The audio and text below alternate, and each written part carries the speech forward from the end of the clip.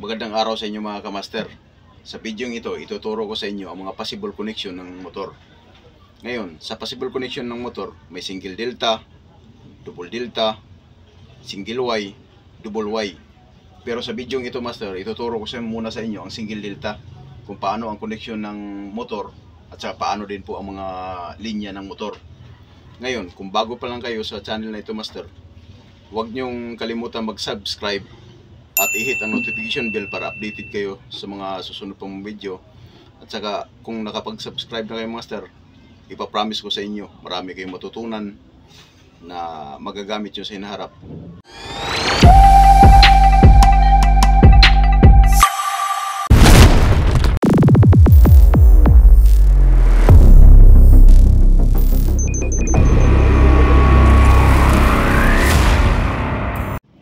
Mga master, dito na po tayo sa motor possible connection ng single delta.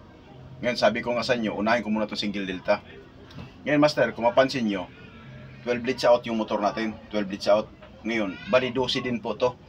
1, 4, 7, 10, 2, 5, 8, 11, 3, 6, 9, 12. Ngayon po, kung mapansin nyo, 1 and 4, master, kailangan may continuity. Kung mapansin nyo master, kailangan dito, pag i-tester nyo, itong 1 at saka 4 may continuity. Tapos 7 at saka 10 may continuity din.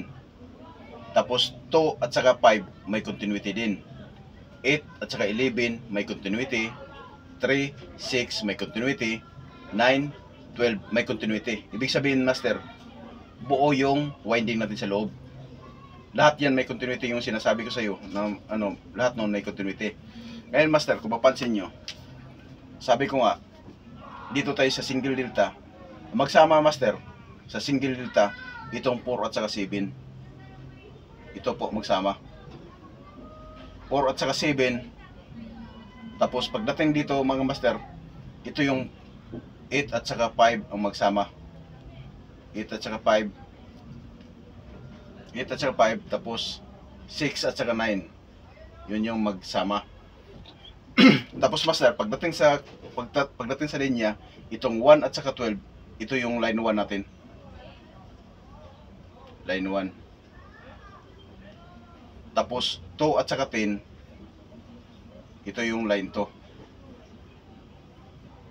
3 at saka 11, ito yung line 3. Ngayon master, kung mapansin nyo, dito sa 4 at saka 7, kung dito sa motor tayo, 4 at saka 7, hanapin po natin dito. Dito master, hindi nyo makita ito masyado kasi dito kasi ang marking ko dito ay magnetic wire lang din, kaya hindi nyo mapansin.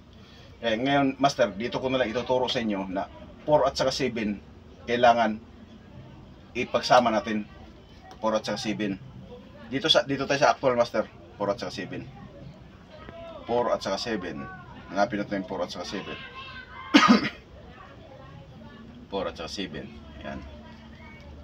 Yan. Pagsama. Tapos, master, 5 at saka 8 ang magsama. 5 at saka 8. Yan. 5 at saka 8. Magsama. Ito master, hindi nyo lang mapansin dito kasi ang gamit nga kasi dito, ang binagmarkingan ko ay yung magnetic wire lang. Kaya ito lang sundan natin master. 6 at saka 9 kailangan magsama. 6 at saka 9. Ngayon master, yung line 1 natin, kung mapansin nyo, 12 at saka 1 ang line 1. 12 at saka 1. 1 at saka 12. 12. Tapos master, 2 at saka 10, yun yung line 2 natin. 2 at saka 10.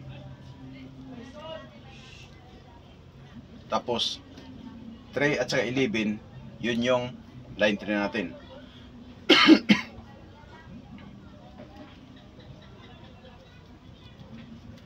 3 at saka 11. Lagi yung tandaan master, itong 4 at saka 7, kailangan tipan nyo master. Tipan nyo. Para hindi magsama-sama yung mga tipan po natin. Itong 5 at saka 8 naman, tipan din natin.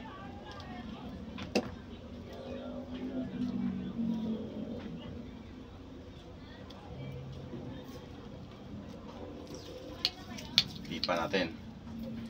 Tapos 6 at saka 9, tipan din po natin. 6 at saka 9.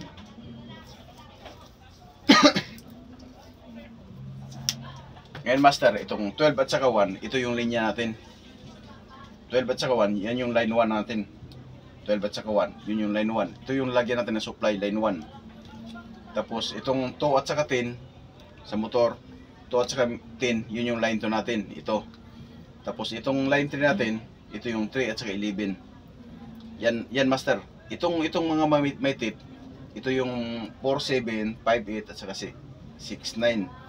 Tapos ito yung line 1, line 2, line 3. Yan ang master. Yan yung single delta master, kung mapansin nyo. Ito yung single delta connection. Yan lang master, madali lang namang anuhin siya kung paano ang single delta. Tapos connection din sa motor. Yun lang master, yun lang maano ko ninyo sa dito sa single delta. Ngayon isunod ko naman kaagad yung double delta, kung paano ang connection ng double delta, para matutunan nyo talaga kung paano ang connection ng motor sa 12 leads out. Sana sa video ito master may matutunan kayo. At huwag niyong kalimutan po mag-subscribe at i-hit ang notification bell para updated kayo sa mga sunod pang mga video na mapupulutan po natin ng aral.